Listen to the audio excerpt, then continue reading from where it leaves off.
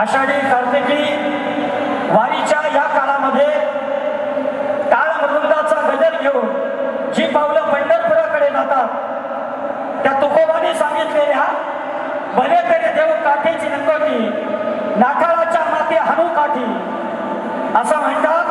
वारकऱ्याने धारण केलेला भगवा जोपर्यंत त्याच्या खांद्यावर आहे तोपर्यंत तो वारकरी आहे। वारकऱ्यानं खांद्यावर घेतलेला भगवा जोपर्यंत त्याच्या खांद्यावर आहे तोपर्यंत तो वारकरी आहे। पण तोच भगवा झेंडा आणि त्या भगव्या झेंड्याला असलेली काठी ज्या दिवशी वारकरी आपल्या हातात घेतो त्या दिवशी तो खरा धारकरी होतो आणि धर्माचा रक्षण करणारा होतो।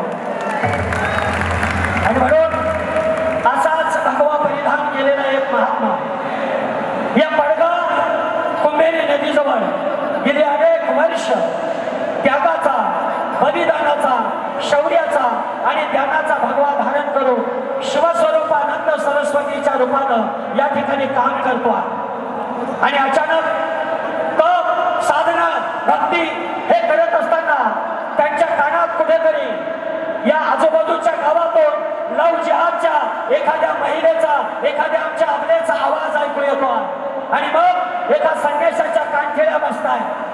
तो संन्यासी स्वतःला विचारतो अरे मी संन्यास घेऊन या मठामध्ये माल जपण्यासाठी जन्माला आलो की या भगव्याचा धारण करून माझ्या आया बहिणींची इज्जत वाचवायला आलो आहे।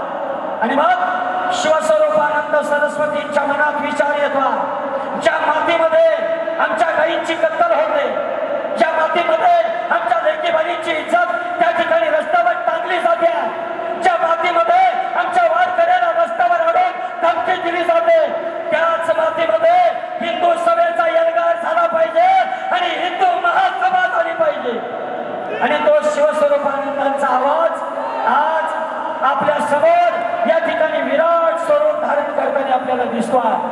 मी आपल्या सर्वांना विनंती करेन की आपण टाळ्यांच्या गजरात त्या शिवस्वरूपानंदांचं स्वागत करूया ज्यांनी या सभेचं अध्यक्षपद भूषवलेलं आहे आणि या सभेचा एल्गार केलेला आहे। मी आदरणीय शिवस्वरूपानंद स्वामींना विनंती करेन की आपण या कार्यक्रमाचं प्रास्ताविक करायचं आहे। जय श्रीराम, जय श्रीराम। टाळ्यांच्या गजरामध्ये आपण स्वागत करतो शिवस्वरूपानंद सरस्वती प्रास्ताविक सादर करताना। भारत माता की, भारत माता की, वंदे वंदे।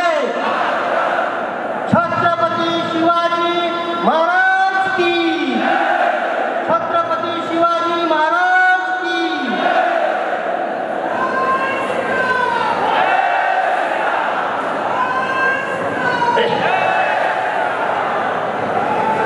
प्रेम, प्रज्ञा आणि प्रतिभा च्या सभामंडपामध्ये बसलेल्या माझ्या साधू संतांचं आपल्या पडगाव नगरीमध्ये आपण स्वागत करीत आहे। ह्या धर्मसभेसाठी जवळजवळ 7 ते 8 महिन्यापासून आम्ही तयारी करत होतो। मी पहिल्यांदा ज्या वेळेला या सभेच्यासाठी विषय मांडला अमय आठवणीच्या जवळ त्यावेळी त्यांनी मला 2 योगेश दिले। सुरुवातीच्या काळामध्ये धर्मसभेचं आयोजन करण्यासाठी आणि बैठकीसाठी 4 ते 5 लोक फक्त जमायचे, 4 ते 5 इतक्या छोट्याशा ह्याच्यापासून आपण सुरुवात केली। त्यानंतर ह्या धर्मसभेसाठी आपल्याला इतक्या अडचणी आल्या, त्यानंतर ह्या धर्मसभेच्या नावाखाली इतक्या मोठ्यामध्ये अफवा पसरवल्या गेल्या मोठ्या मोठ्या लोकांच्याकडून। तर हे सगळे अडथळे जेवढे काही अडथळे आले आपल्या धर्मसभेसाठी त्या धर्मसभेसाठी अडथळे आले त्या अडथळ्यांना पार करून आपण या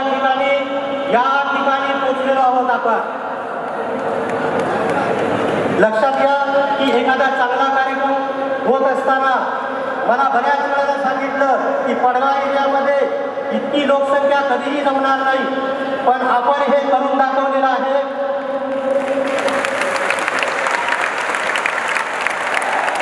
आचारसंहितेमुळं हा कार्यक्रम पुढे गेलेला होता, पण नियोजन झालं होतं आणि एवढ्यात आचारसंहिता लागली.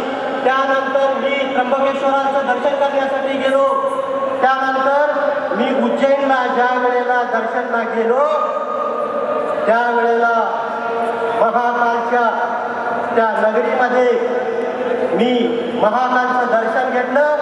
त्यानंतर मी काल भैरवचं दर्शन घ्यायला गेलो. काल भैरव, आणि त्या काल भैरवाचं दर्शन घेत असताना मी गर्जना केली त्या ठिकाणी, काल काल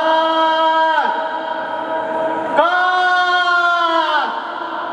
आणि हे दर्शन करून आल्यानंतर दारातच मला टायगर राजाशींची भेटले. मला दारात मला काल आला, काल महाकालच्या नगरीमध्ये आमची भेट झाली. त्यावेळेला मी त्यांना सर्व इथली परिस्थिती सांगितली. इथल्या ज्या गतिविधी होत्या, इथले काय जे होते सर्व मी त्यांना त्यांच्या कानावरती टाकलं. त्यानंतर मला त्यांनी राजाशींनी मला सांगितलं की हा माझा पर्सनली नंबर घ्या आणि त्या धर्मसभेसाठी मी तुमच्या सोबत आहे आणि मी येतो. हा शब्द त्यांनी पाळला. त्यामुळे त्याचं विशेष अभिनंदन आहे. आपण लक्षात ठेवा की हे सगळे अडथळे करत असताना बाधाओं के सारे पत्थर, अरे बाधाओं के सारे पत्थर राम हटा देते हैं, अपने ऊपर लेकर उनका भार हटा देते हैं. पत्थर क्या प्रभु तीन लोक का भार उठाते हैं, जिन पर कृपा राम करे वो पत्थर भी गिर जाता, जिन पर कृपा राम करे वो पत्थर भी गिर जाता है. ही प्रभू रामचंद्रांची कृपा झाली. त्यानंतर मी आपल्या सदानंद बाबा महादेवजी सदानंद बाबांच्या जवळ गेलो. त्यांना विनंती केली, बाबा तुम्ही या धर्मसभेसाठी यावं. बाबांनी ही विशेष करून विनंती मान्य केली आणि आज आपल्या ठिकाणी सदानंद बाबा आले आणि त्यांचं मी या ठिकाणी अगदी स्वागत करत आहे. त्यानंतर मी गिरिजानंद सरस्वतींना फोन केला, ते या ठिकाणी आले. त्यानंतर भारतानंद सरस्वतींना फोन केला, त्यानंतर ते आले. बाकीचे सर्व जे महात्मा लोक आहेत त्यांच्या आशीर्वाद आहेत. मी यांच्यापर्यंत पोहोचू नाही शकलो, पण हे महात्मा लोक सर्व ही आपल्या सर्वांना पाठिंबा देण्यासाठी आशीर्वाद देण्यासाठी इथं आलेले आहेत. त्यांचं आपण इथं स्वागत करत आहे. आता हे सर्व संत मंडळी आपल्या पाठीशी आहेत. 4 दिवसापूर्वी आपल्याला अयोध्या मंदिराचे न्यासाचे कोषाध्यक्ष श्री गोविंद देवगिरीजी महाराज यांनी आपल्याला एक जाहीर पाठिंबा म्हणून एक व्हिडिओ पाठवलेला आहे. आणि त्यानंतर आता हे सर्व संत मंडळी आणि टायगर राजाशी आपल्या सोबत आहे. आता चिंता करायची नाही, आता चिंतन करायचं आहे. चिंता नाही करायची आपण. आता आपल्याला व्यथा नाही, व्यवस्था बदलायची आहे. व्यवस्था, कारण इतकी मोठी शक्ती आपल्या ताब्यात आहे. त्यामुळे आपल्याला अजिबात घाबरायचं कारण नाही. लक्षात ठेवा की आता अगोदर विषय सभेला लेट झालेला आहे.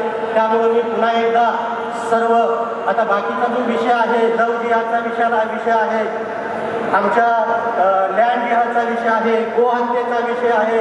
हे सगळे विषय ह्या सभेमध्ये मांडण्यासाठी मान्यवर आपल्याकडे आलेले आहेत आणि ते आपल्याला सविस्तर याची माहिती देतील. एवढीच मी हे करून माझं प्रास्ताविक भाषण संपवतो. जय हिंद, जय महाराष्ट्र, जय जय